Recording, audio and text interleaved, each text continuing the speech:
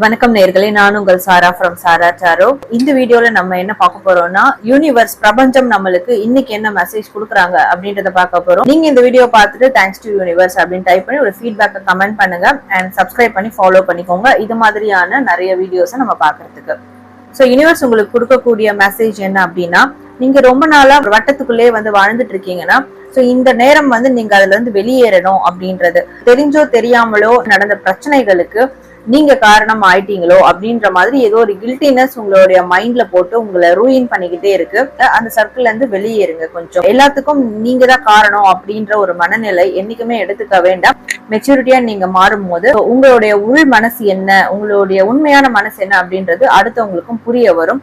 புரிஞ்சதுக்கு அப்புறம் உங்களுக்கு தேவையான நபர்கள் உங்களை தேடி வருவாங்க.